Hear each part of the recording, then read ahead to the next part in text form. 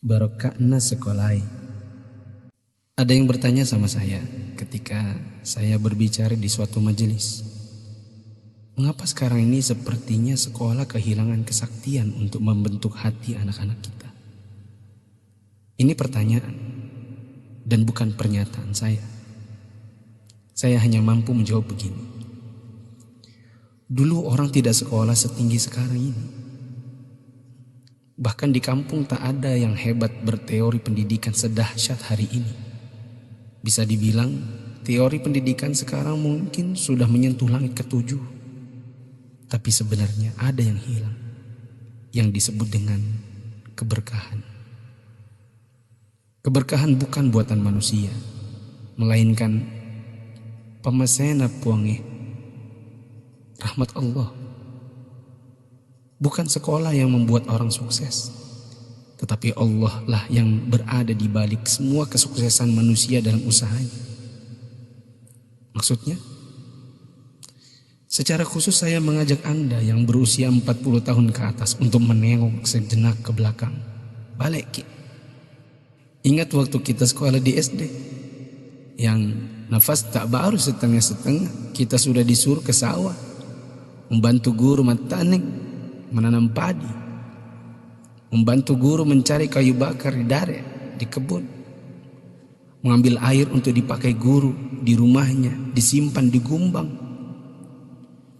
Teori praksis pendidikan saat ini akan berkata bahwa ini tak ada hubungannya dengan kurikulum dan media pendidikan dan lain-lain.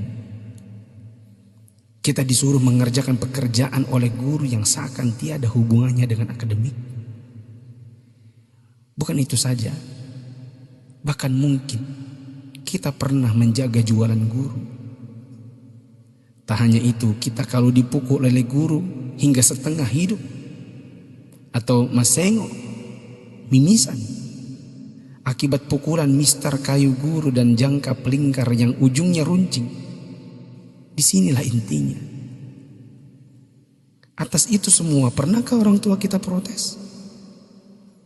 Pernahkah orang tua kita mengeluh dengan tugas-tugas tadi?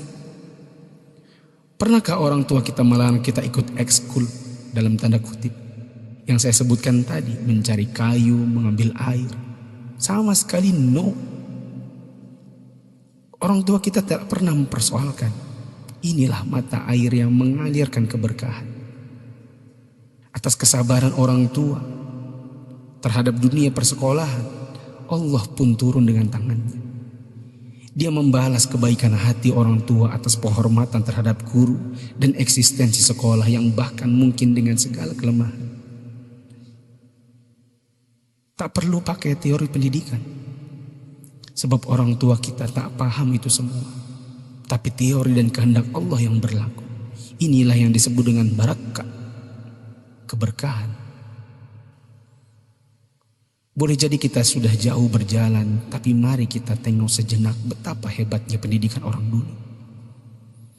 Kebodohan guru zaman dulu dengan ekskulnya, serta kesabaran orang tua dengan ketidakpahamannya, rupanya mengusik Allah Ta'ala dengan menurunkan barakah pamasya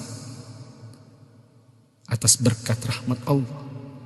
Bukan hanya bagi guru, tidak juga hanya untuk orang tua. Bahkan keberkahan itu pun dinikmati oleh anak didik. Tengoklah sekarang, orang tua memenjarakan guru, anak memfitnah gurunya, dicubit bilangnya ditempeleng, diajari katanya dicaci maki, dinasihati lapornya dihina, ditegur ujarnya dipermalukan. Bagaimana mungkin berkah Allah bisa datang? Anda yang berumur 40-an, pernah kita melakukan ini? Bahkan kita membohongi orang tua karena melindungi guru.